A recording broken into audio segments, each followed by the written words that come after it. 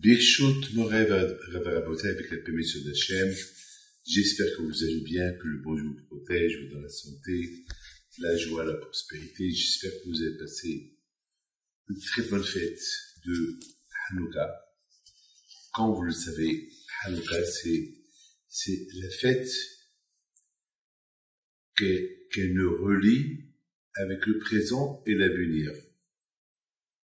L'avenir et le futur. La Hanouka nous rappelle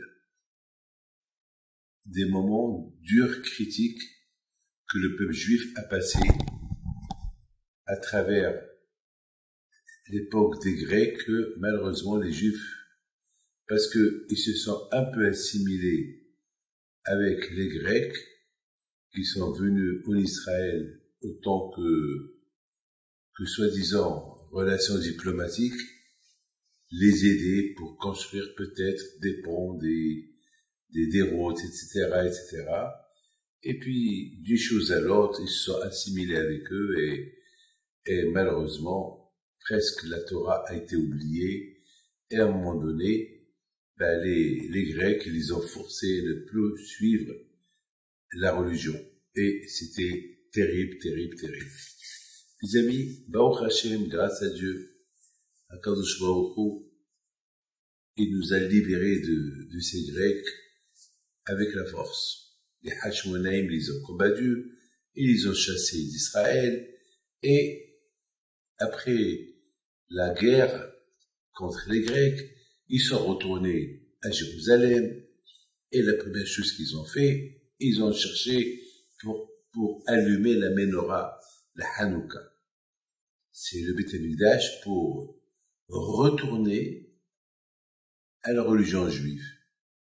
Ils ont voulu montrer au peuple juif que sans Torah, sans lumière, on n'est pas un peuple.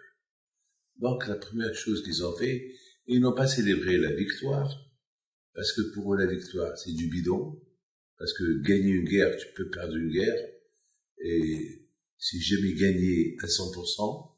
Donc la preuve que l'histoire nous a montré que les guerres ont continué avec les Grecs tout le temps, mais au moins la victoire qu'ils ont eue, et c'est la victoire spirituelle. Ils ont cherché pour trouver de l'huile pour allumer la Hanouka. Et pourquoi c'était tellement important pour eux allumer la Hanouka? Pourquoi c'était tellement important pour eux allumer la Hanouka? Eh bien, la réponse, c'est Hanouka, elle représente la lumière. Et la lumière, c'est la Torah, c'est le spirituel. Et c'est ce qu'ils ont voulu marquer le peuple juif avec l'idée de, allez, ça suffit, après 52 ans qu'on était déconnecté du bon Dieu, déconnecté de la Torah, déconnecté de la cacheroute, de Nida, de Shabbat, etc., etc.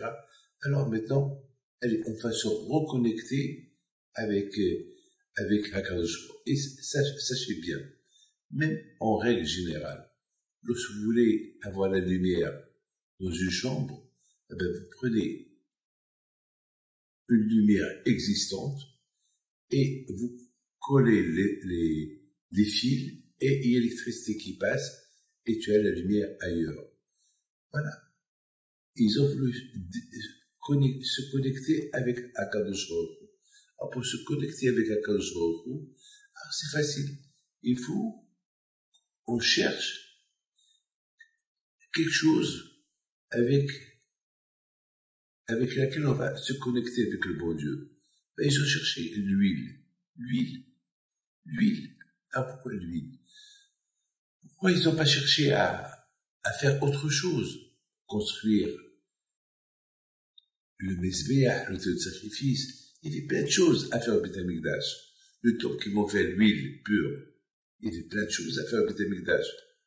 Ils pouvaient, déjà, ça va prendre au moins 7 jours pour nettoyer le Beth Amikdash, enlever les ossements des sacrifices qu'ils ont sacrifiés les Grecs en Israël. Il y avait plein de choses, plein de choses. Quelle est la raison pourquoi ils ont cherché l'huile.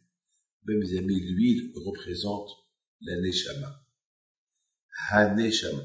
Ha-Shemen, si vous écrivez le mot Ha-Shemen, c'est les mêmes lettres de Neshama. Ça veut dire que les Hashmonaïm, ils ont voulu montrer aux Juifs ce qui nous intéresse le plus maintenant, c'est la Neshama. Reconnecter notre Neshama avec le bon Dieu. Vous savez que notre Hachem, il a créé Adam, le premier homme, sur terre. Quand il a soufflé en lui la Neshama. Il a soufflé en lui la Neshama. Ça veut dire que l'être humain, ce qu'il a en lui, c'est l'âme. L'âme, elle appartient au bon Dieu. C'est de lui, c'est d'Hachem. Comment l'homme, il meurt? Eh ben, l'homme, il meurt parce qu'Hachem, il prend sa part. Le père et la mère, ils vont participer à créer le bébé. Ce bébé-là, d'où il a la vie? La vie, c'est le bon Dieu qui la donne. Ne croyez pas que la vie, elle vient d'elle-même. La vie, c'est Hachem qui la donne. Si c'est pas Hachem qui va donner la vie. Mes amis,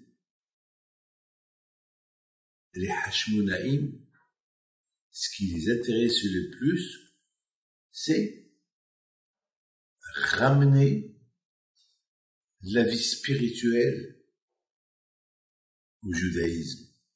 Donc, ils ont cherché l'huile, Al-Shemet, l'huile qui représente la Neshama. Vous savez que lorsqu'on allume avec l'huile, il monte, toujours, l'huile, il monte sur la surface. Vous pouvez le mettre avec de l'eau, mélanger l'huile et l'eau, et vous allez voir que l'huile, il monte toujours à la surface. Donc ça, c'est que ils ont voulu, les Hashmonaïm, célébrer le retour de la Neshama dans le corps. Ce corps qu'il a perdu à la Neshama pendant 52 ans. Le ramener vers son Dieu, le ramener vers Akadosh Baruch Hu. Ils ont cherché. Mais qu'est-ce qu'il y a à chercher? Tu cherches quelque chose que tu vas pas trouver. Vous savez, mes amis, est-ce que dans une maison, on va chercher une voiture parce qu'on sait que la maison, c'est une maison. C'est pas un garage, la maison. On va pas trouver une voiture. On va trouver, c'est pas possible. Qu'est-ce qu'ils sont en train de chercher? L'huile. L'huile au Beth Amikdash. Mais il n'y a pas d'huile. Pendant 52 ans, les Grecs, ils ont tout balancé. Ils ont tout nettoyé. Ils ont tout jeté. Vous êtes en train de chercher quoi? Eh ben, les Hashmonaïm, ils s'attendaient à un miracle.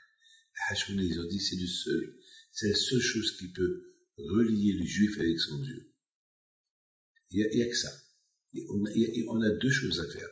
Ou célébrer la victoire de la guerre, on a gagné la guerre, ou célébrer le spirituel. Célébrer quelque chose magique. Un miracle. Quelque chose que les gens, ils vont être foudroyés. Les gens, ils vont rien comprendre. Les gens, ils vont être heureux, contents. Ils vont s'attacher à Dieu. Quoi? Pas quelque chose qui n'existe pas. Quelque chose qui n'existe pas. Qu'elle va soudainement, elle va se montrer. Elle va se dévoiler. Ils attendent un miracle. Un miracle. Eh bien, mes amis, ils ont eu le miracle. Ils ont trouvé la fiole d'huile, qui représente la Neshama, qui représente l'âme. Hashemet ha-Neshama. Ils l'ont trouvé. Oh Hashem. C'était au-delà de ce qu'on pouvait imaginer. Les amis, ça, ce que les Hashmonaïm ont cherché. Ben, on dit, selon ce que tu cherches, tu trouves. Selon ce que tu veux, ben, si vraiment tu maintiens ce que tu veux, tu le trouves. Ben, avec le bon Dieu, il n'y a rien d'impossible. Tout est possible avec Akadosh Baruch Hu. Tout est possible. C'est à nous de demander la possibilité. C'est à nous de dire, tiens, je veux, et Akadosh Baruch Hu te donne. Mes amis, ils ont demandé l'huile, eh bien, ils ont trouvé l'huile. ils ont trouvé l'huile. Alors maintenant, cette huile-là, c'était l'huile pour un jour. On peut se poser la question. Puisqu'ils ont trouvé de l'huile pour un jour, pourquoi ils n'ont pas trouvé l'huile pour 8 jours? Pour 8 jours. Et comme ça, le miracle, il va être parfait. Pourquoi ils ont trouvé l'huile? Déjà, le fait qu'ils ont trouvé l'huile, c'est un grand miracle. Le fait qu'ils ont trouvé l'huile, ça signifie que, grâce à Dieu, Akadosh Baruch Hu, il est prêt à renouveler la connexion avec eux. Parce que Hashemen, qui veut dire l'huile, c'est les mêmes lettres de Neshama. Ça veut dire, voilà, ils ont trouvé leur Neshama, la Neshama juive. Je vous dis quelque chose. On est des millions de juifs. Mais au fait, on n'est pas des millions. On est une seule. Vous savez, mes amis, je voudrais vous raconter quelque chose. Il y a 2 ans, m'a dit il y a quelqu'un à Miami qui est malade, gravement malade. Je suis parti le voir. Les médecins ne sont pas dans l'espoir. Mais il y a Kadosh Baruch Hu. Il est jeune, très jeune. Sa femme jeune, des petits-enfants. Ça fait mal. Ça fait mal. Et puis, la même semaine, il y a sa femme qui vient chez moi, elle pleure, bien sûr, elle est jeune, son mari, elle aime son mari. Et il y avait le Sefer Torah à côté. Je dis, madame, tu es croyante? Elle me dit, bien sûr. Ah, viens prier. Viens prier. Prie. Prie à Kadosh Baruch Hu. Et pleure. C'est ce qu'elle a fait. Elle a ouvert le Echal. Il faut voir la pauvre comme elle a pleuré. Elle pleure et moi, je vois l'avenir. Je vois le futur. Qu'est-ce qui va devenir de cette femme? Qu'est-ce qui va devenir de ses enfants? Et puis, la façon comme elle priait, j'avais très chaud au cœur. Je dis, Madame Abitbol, Be'ezat Hashem, l'année prochaine, je serai à Miami et on va faire la Séouda de Hodaya. C'est-à-dire Séouda de remerciement à Kadosh Baruch Hu. Les Hodot ou la Lel. Tu vas inviter tout le monde et je viendrai à la Séouda. La pauvre, c'était un espoir pour elle. Quelqu'un qui lui dit, ça y est. Quelqu'un qui lui dit, ça y est, son mari il va vivre. C'est plus les médecins qui lui disent, ton mari il a quelques mois, ton mari il a 1 mois, ton mari il a 6 mois. C'est fini. Et en plus, il y avait beaucoup de médecins qui voulaient même pas l'opérer, ils voulaient même pas le toucher. Il a fallu un chirurgien de l'Argentine, alors que c'est de l'Argentine qui vient ici en Israël, en Amérique pour se soigner. C'est pas des Argentins, c'est pas les Américains qui vont aller chez les Argentins. Et Mina Shamaïm, quand je il a trouvé un médecin qui a accepté de s'occuper de lui. À la Bretagne, j'ai suivi ce monsieur pendant 6 mois. Après, j'ai dit, David, tu vas plus suivre. Tu attends que tu vas à Miami et on va t'inviter pour Saudat Hodaya. Ça pas fait de le suivre parce que j'ai vu que je le suis et le pauvre monsieur, il continue à dégringoler au niveau santé. Mes amis, cette semaine, j'arrive à Miami et voilà, on m'invite pour la Saudat Hodaya le mardi, le jour de Ta'anit, de Tevet. Après le Ta'anit, comment ça s'appelle, la Saudat Hodaya. La Saudat pour dire merci à Kadosh Baruch Hu. J'étais content. Donc, je suis parti hier soir. Je suis parti à la Saudat Hodaya. Un remerciement à Kadosh Baruch Hu. Et bien sûr, de loin, lorsqu'il m'a vu, il a sauté sur moi. Bien sûr, autre de la gagné un peu de poids. Sa femme était là. Ses enfants sont là. Et voilà le miracle. Le miracle. Que Dieu préserve un mort qui revit. Alors que les médecins l'ont coupé espoir. Mes amis, et c'est exactement, bien sûr, il ne reste que dire merci à Kadosh Baruch. Il ne reste que dire merci à Hachem. Eh bien, mes amis, au lieu que les Hashmonaïm, qu'ils ont battu les Grecs, qu'ils ont fait chasser les Grecs d'Israël, ils font des fêtes de la gloire, de la victoire. Non. Eux, ils veulent fêter la fête de la retrouvaille de leur Neshama. Parce que le corps était malade. Le corps, il avait un cancer spirituel que Dieu préserve. Il était agonisant. Le corps, il était en train de mourir. Le corps, il lui restait plus rien de spirituel. Il lui manquait la Neshama. La Neshama. L'âme. Sans l'âme, on n'est rien du tout. Donc, les Hashmonaïm, ils ont voulu fêter une fête, fêter quelque chose. Ils n'ont pas voulu fêter la fête de la victoire. On va fêter la fête de la Neshama. La fête de la Neshama. Ah ben, mes amis, la fête de la Neshama, elle est venue. Ils ont trouvé l'huile qui s'appelle Hachemem. C'est la même lettre de Neshama. Et il est resté allumé 8 jours. 8 jours, c'est Shemona. C'est extraordinaire. Shemona, Neshama et Hachemen, les mêmes lettres. Quelle victoire. La victoire qu'on est juif, la victoire qu'on n'a pas perdu notre judaïsme, la victoire de la retrouvaille, de se retrouver face au bon Dieu. Voilà.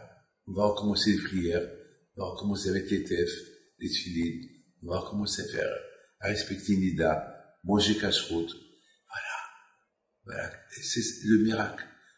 Alors vous allez me dire, mais c'est pas, vous savez, cette semaine, c'était l'anniversaire de la mort d'une femme, une vieille femme,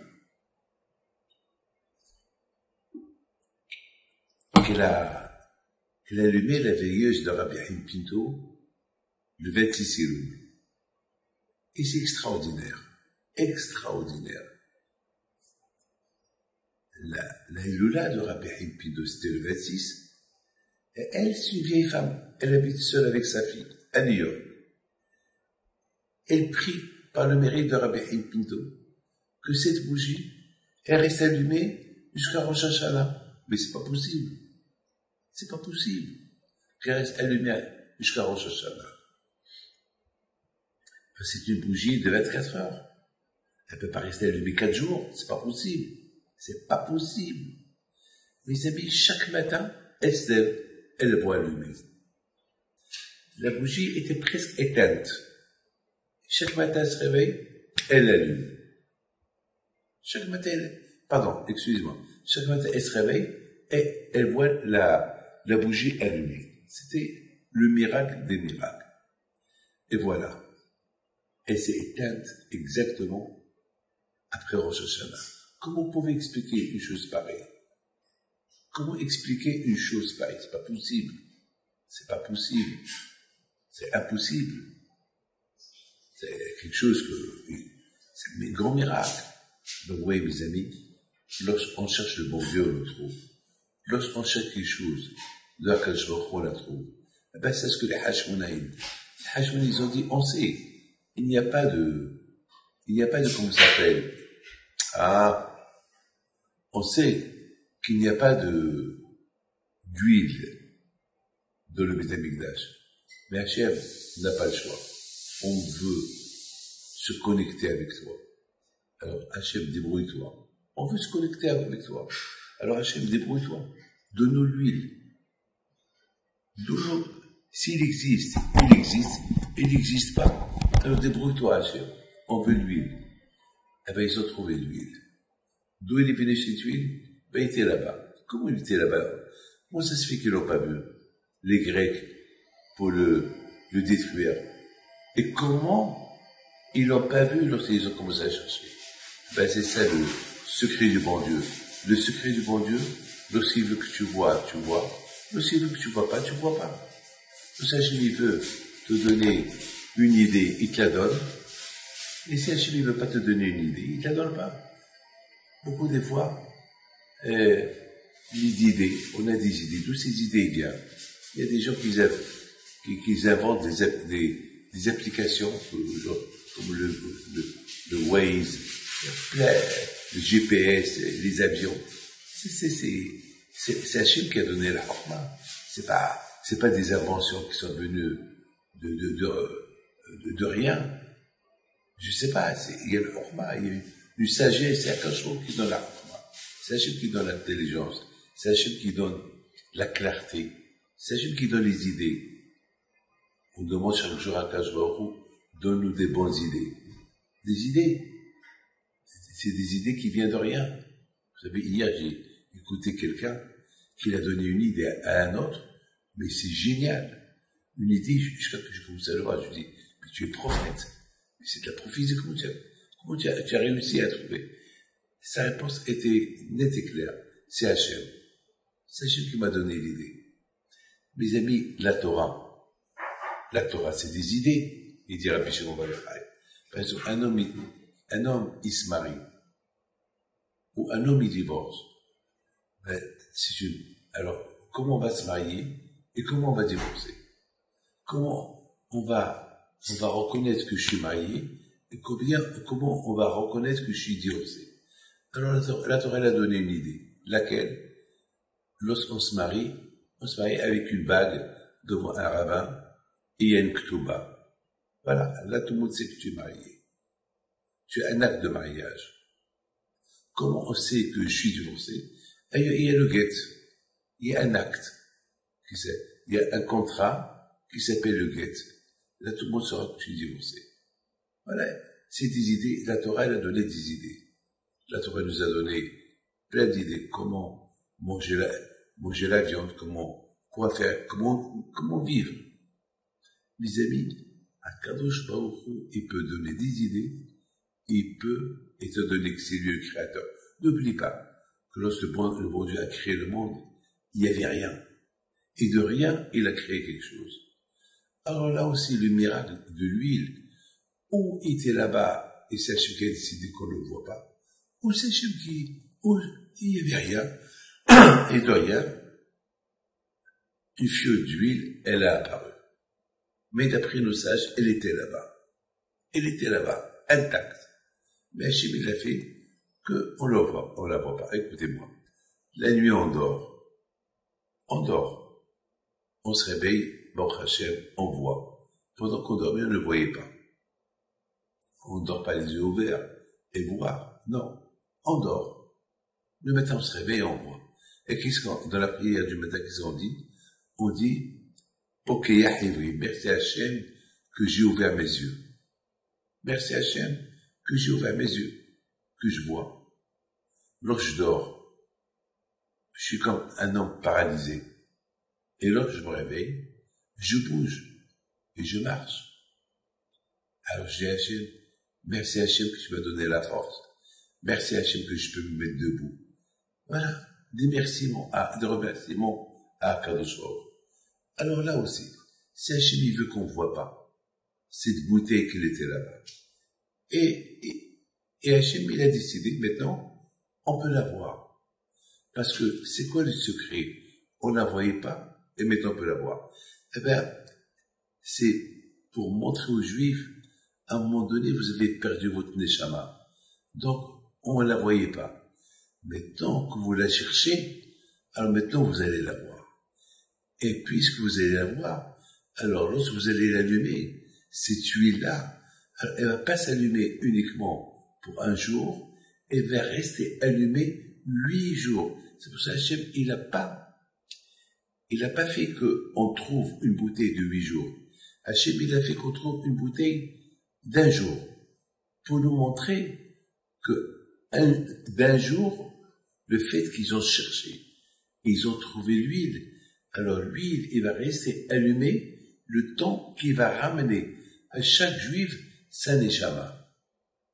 La neshama, elle est là, l'huile, on l'a trouvée, Hachemen qui représente la neshama, on l'a trouvé, il est là. Maintenant, il faut maintenant la mettre, il faut maintenant s'adapter avec elle. Et pour qu'elle s'adapte, la neshama et le corps, alors ça prend 8 jours. 8 jours, c'est Shemona. Shemona, c'est neshama. Et c'était le miracle complet. Que la retrouvaille, après 8 jours, la trouvaille de la neshama. Maintenant, Hachamim, ils disent que lorsque les Hashmonaïm, ils ont vu ce miracle, que tous les Juifs, ils sont devenus religieux, tous les Juifs, ils ont reconnu Hachem, ils étaient contents. Et après, ils ont vu le Beth Amikdash, ils ont commencé à venir au Beth Amikdash, ils sont retournés à leur religion. Alors, ils ont décidé que chaque année, on fête la fête de Hanouka. Ah, maintenant, tout le monde pose la question. Et même Rabbi Tzhak HaLevi de Babitchov, il pose cette question. Pourquoi Haramim, ils ont décidé qu'on célèbre la fête de Hanouka que l'année prochaine? Pourquoi ils n'ont pas décidé de célébrer la fête de Hanouka la semaine qu'ils ont vu le miracle, que l'huile qu'ils ont trouvée, il est resté allumé 8 jours? Pourquoi ils n'ont pas décidé, chaque année on va le faire. Chaque année on va célébrer la fête de Hanouka. Pourquoi ils ont décidé que l'année prochaine? Mes amis, vous savez une chose. Abraham Avinu, Yitzhak Avinu, Yaakov Avinu, et nos parents qui étaient en Égypte, on les appelle Ha'ivrim. Ha'ivrim, c'est du verbe passé. Pourquoi on les appelle Ha'ivrim? Pourquoi on les appelle le passé, les passés? La réponse, elle est Abraham, Yitzhak et Yaakov, ils étaient tout le temps connectés avec le passé. C'est quoi le passé? Le passé, c'est le passé, leur début de leur création. Lorsqu'Akadosh il a créé Adam. C'est le passé. Parce que les amis, le monde, on le voit. Mais avant la création du monde, il n'y avait rien du tout. Adam Harishon était le premier, la première création, le premier être humain, c'était Adam Harishon. C'était Adam Harishon. Abraham, Yitzhak et Yaakov, il y a le Père Avot dit, Da malima ala mimar. Si tu veux pas fauter, sache qui au-delà de toi, c'est Hachem. Le Père Avot dit, si tu veux savoir qui tu es, et pour ne pas que tu fautes, rappelle-toi que tu es sorti d'une goutte pourrie. D'une goutte pourrie. Pourquoi tu vas être orgueilleux? Tu es ouello, zéro, bidon. Tu es sorti, tu es né d'une goutte pourrie. Entre les relations de ton père et ta mère, avec cette goutte pourrie, tu es né. Ton origine, c'est une goutte pourrie. Alors, lorsque tu te rappelles ça, tu n'étais rien du tout. Et c'est ça, je pense, c'est ça l'explication. Abraham, Isaac et Yaakov, ils pensaient toujours à leur passé. Pourquoi ils sont devenus des grands tzadikim? Parce qu'ils étaient toujours attachés à leur passé. On n'était rien du tout. On vient d'une goutte pourrie. On n'est rien du tout. Il n'y a que Adam Harishon seul qu'il a été créé sans la goutte pourrie. C'est Hachem qui l'a créé, avec le sable. Alors Abraham, Isaac et Yaakov toujours, ils se connectaient au passé pour ne pas tomber dans l'orgueil, pour servir à Kadosh Baruch Hu. Ils voyaient toujours Hachem. C'est là. Il est en priorité. Vous savez, puisqu'on parle de la priorité, alors mes amis,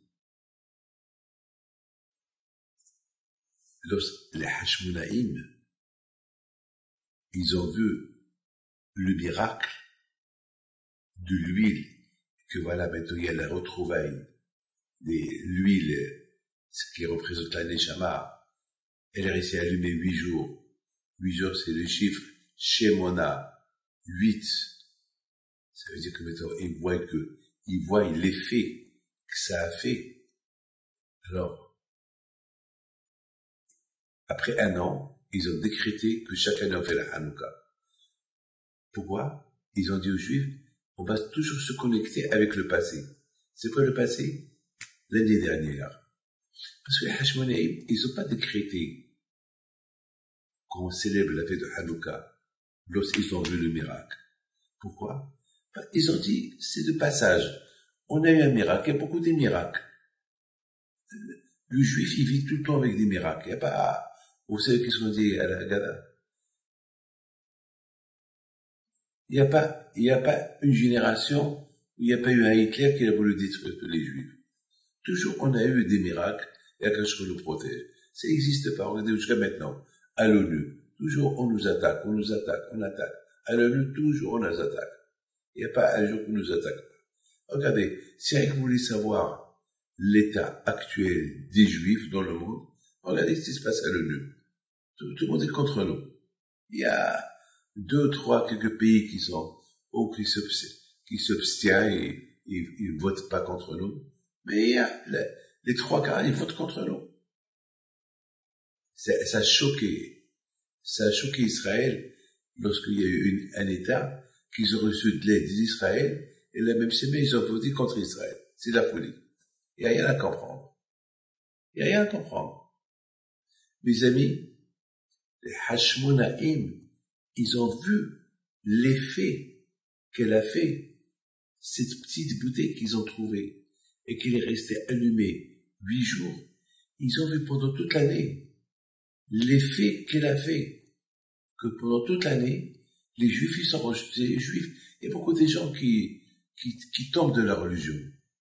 Il y a beaucoup de juifs qui tombent de la religion. Mais les juifs qui se sont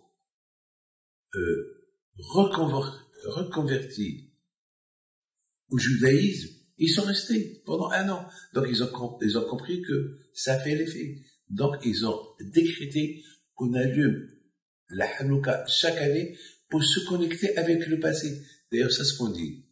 Merci Hachem que tu nous as fait un miracle. Que tu nous as fait un miracle avant et maintenant. Ça veut dire que ça continue. Et c'est ce qu'on veut. C'est ce que les Hashmonaïm veulent. Puisque le miracle de l'année dernière, il a fait un effet pendant toute l'année, alors chaque année on va l'allumer. Peut-être il va continuer à faire son effet pour les années à venir, pour le présent et pour le futur. Il a fait un miracle au passé, maintenant on voit ce miracle au présent, et bien il va continuer à l'avenir. Mes amis, je me rappelle le jour du mariage de ma fille, c'était le dernier jour de Hanouka. Et il y avait la France qui a joué l'Argentine.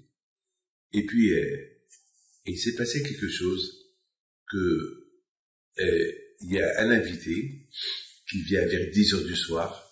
Il faisait un peu la tête. Je lui dis, Moshe, qu'est-ce que tu as?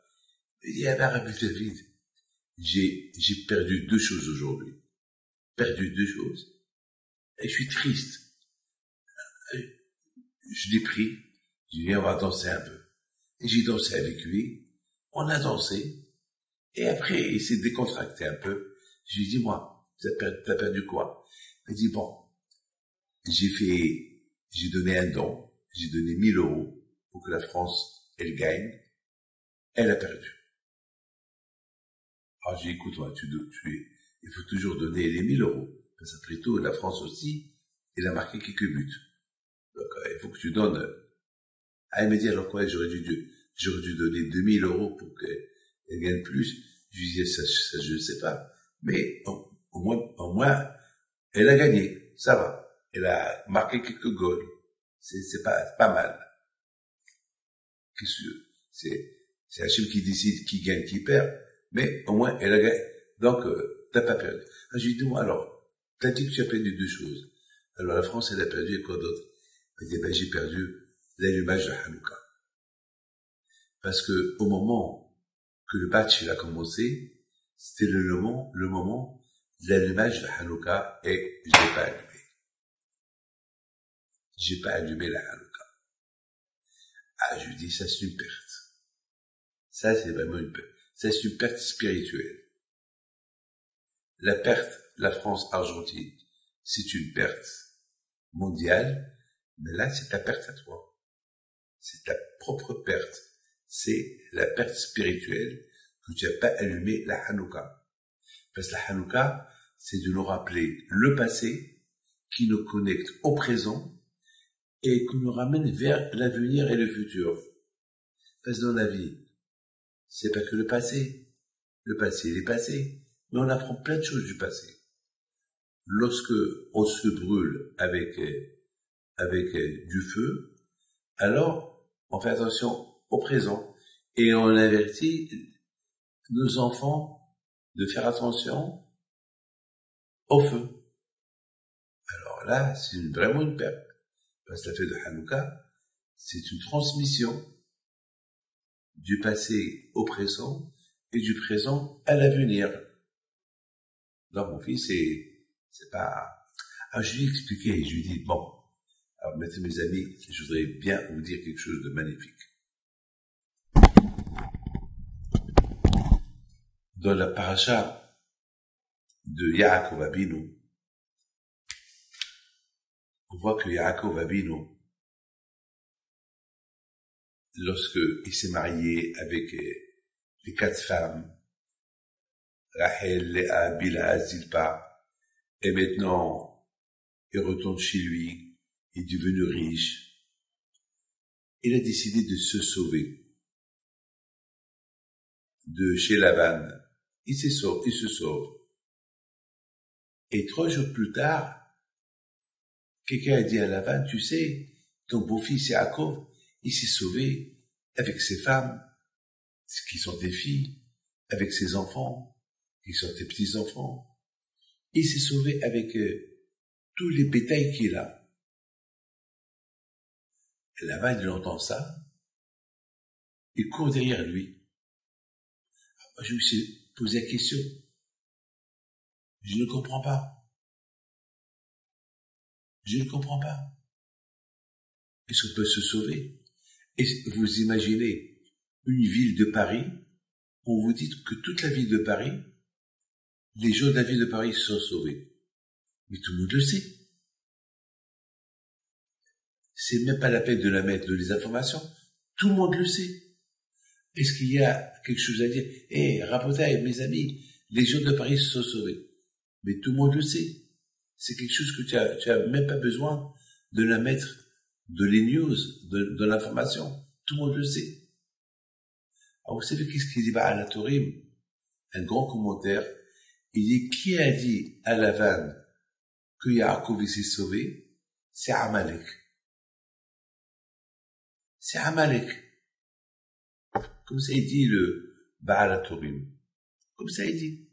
Il dit, il est venu quelqu'un, il a dit à Lavan, Barach Yaakov, Barach.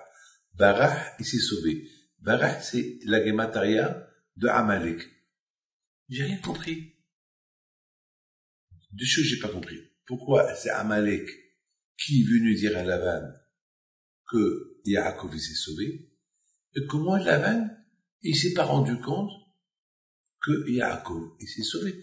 Comment? Est-ce qu'un grand-père où il y a ses enfants, ses petits-enfants, qui habitent à côté de lui, est-ce qu'on peut dire, après 3 jours, il s'est sauvé? Vous imaginez les millions de bétail qu'il avait, soudainement, ils sont plus là, toute la place s'est vidée, il manque quelqu'un qui vient dire à Lavan, Yaakov s'est sauvé. J'ai pas compris ça. Je vous en parle, non, je n'ai pas compris ça. Mes amis, écoutez-moi. Une fois, j'étais à la synagogue. Il y avait quelqu'un que je connaissais avant, à qui j'ai fait beaucoup de bien, mais maintenant il me fait la tête. Il me fait la tête. Il me voit pas, il me fait la tête. J'ai rien compris. Pourquoi il me fait la tête? J'ai dit à quelqu'un qui était à côté de moi, ce monsieur là-bas c'est tel et tel. Il me dit oui. Bizarre, il me fait la tête. Mais pas, tout le monde est venu me saluer, et lui il me fait la tête. Ah bon? Mais pourtant, c'est un homme, je sais pas, il est normal. Je l'ai salué tout à l'heure, je lui dis, ouais, toi tu l'as salué, moi, il est passé, il me voit même, Il m'a bien vu, mais il me fait la tête. Bon. Il a été chez lui.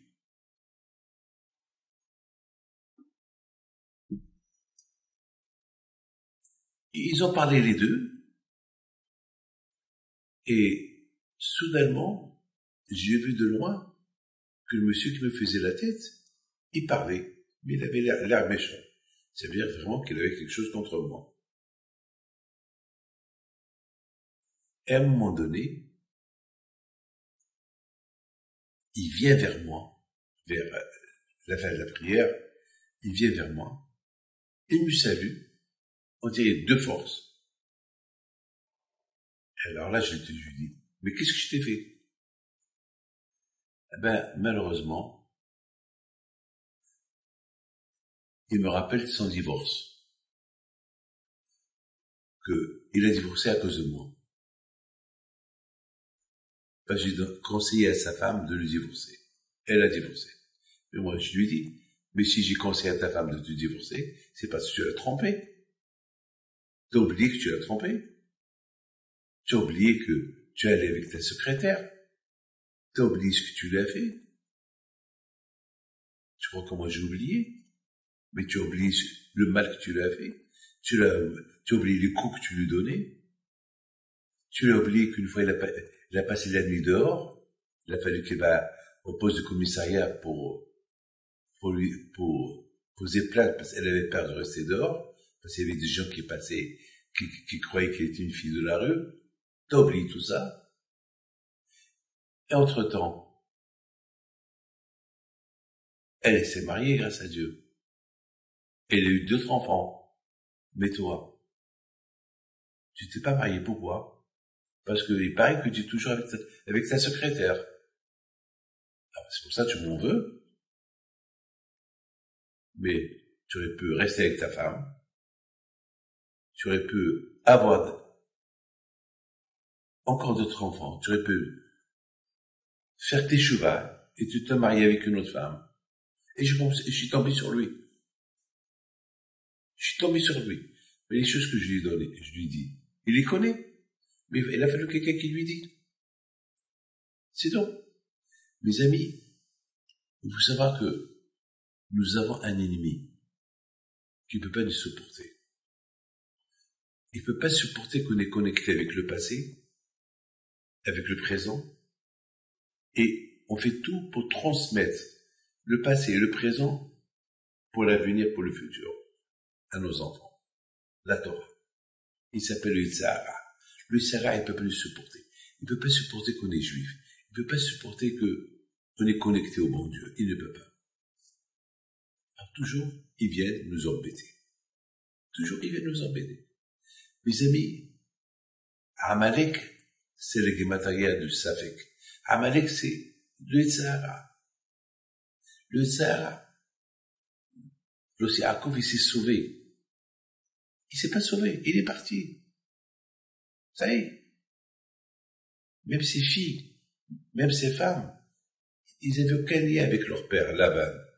Donc, ils ont décidé tous de partir. Ils sont partis. Ils ne se sont pas sauvés. Et Laban était content. Allez, bon débarras. Yaakov, il est parti. Ses enfants sont partis. Mes filles, qui sont folles, ils suivent Yaakov. Ils sont partis. Allez, ouf. Là, il voulait respirer. Mais Amalek, c'est le Satan. Il a vu que Yaakov, il est parti. Il s'est séparé de Laban pour retourner chez lui. Il a dit, ah là là, le Tzara, maintenant il a peur. Il a peur maintenant que Yaakov, en allant en Israël, en allant chez Yitzhak, son père, alors ils vont devenir un peuple. Le peuple juif, il va commencer. Amalek, qui est le Satan, qui est le Tzara, il met dans la tête de Lavan, mais t'es fou, pourquoi tu les as laissés partir?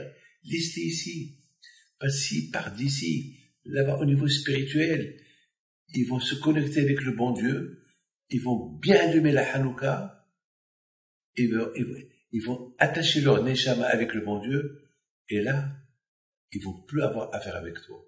Le contraire, garde-les avec toi. Fais tout pour les garder avec toi. Mais de l'autre côté, Lavan, il ne peut pas supporter Yaakov. Mais l'idée, elle est bonne. L'idée de Satan. Le Satan, toujours, il nous donne des mauvaises idées. Le Tzara, toujours, ne croyez pas qu'il nous donne des bonnes idées, des mauvaises idées. Mais le Tzara, l'idée qu'il a donnée à Lavan, t'as tout pour gagner. C'est exactement ce que les Grecs, ils ont fait aux Juifs. T'as tout pour gagner. Si tu gardes Yaakov et tes filles et ses enfants chez toi, un jour les enfants vont grandir, ils vont s'assimiler, ils vont tout lâcher.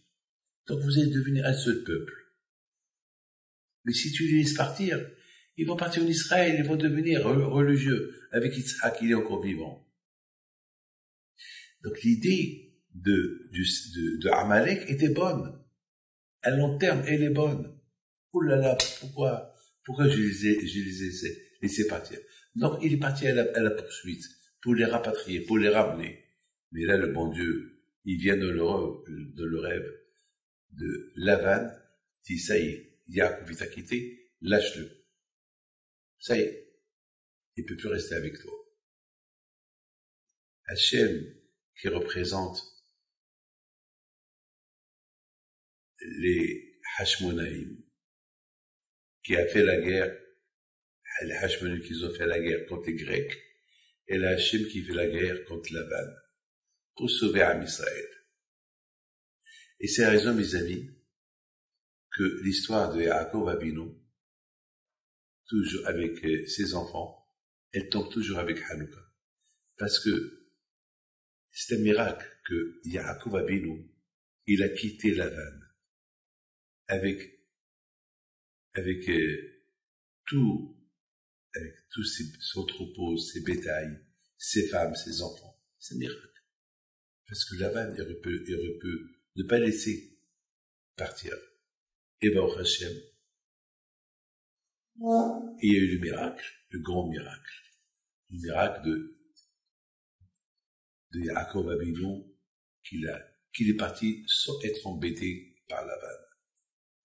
Et c'est la raison pourquoi toujours cette histoire, elle tombe avec la fête de Hanouka. Maintenant, on a compris que le Satan, qui s'appelle Amalek, il peut pas sentir un juif qui se sauve de lui. Et lorsqu'un juif il se sauve de lui, alors il va tout faire pour le rapatrier. Mais il y a la Torah. Avec la Torah, c'est la guerre contre le tsar. Que Hachem vous protège et vous donne le bracha v'atzlaha, v'ut, amen, et l'autre Rabbi Pintos avec vous, amen.